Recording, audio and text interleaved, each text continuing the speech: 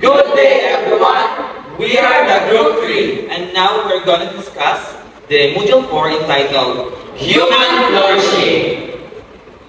How does agricultural biotechnology illustrate the relationship between scientific innovation and pursuit of human flourishing?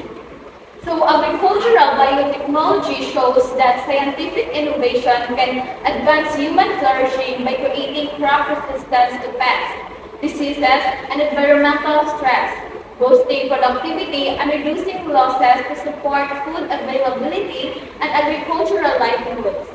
However, it also reveals tension debates over biosafety, environmental risk, seed patents, and farmer dependence on corporations demonstrate that innovation does not automatically and ensure equitable or sustainable flourishing, as its benefits and potential harsh must be balanced to serve broader human needs. So question number 2. What ethical and environmental concern should be considered when introducing genetically modified crops into agricultural system? So, ethical concern.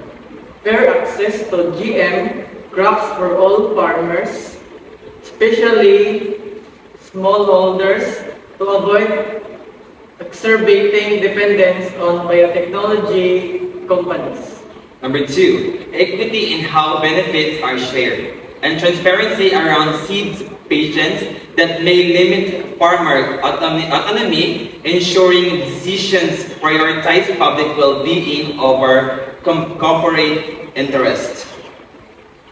And for third, environmental concern, potential biosafety risk to human health and ecosystem. 2. Long-term environmental impact, such as effects on biodiversity or the development of persistent pests or diseases. Risk or gene flow from GM crops to wild plant populations. Question number 3. How can biotechnology be developed and regulated in ways that support food security while protecting farmers, ecosystem, and public trust?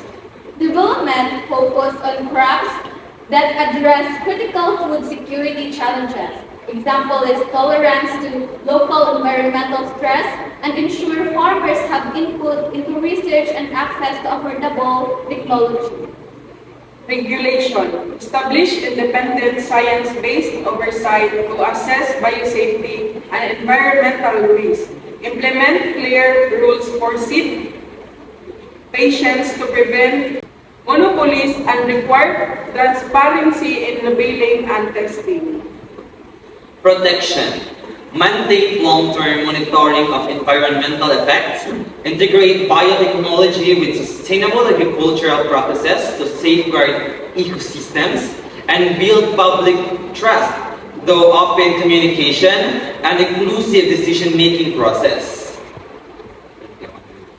Thank you.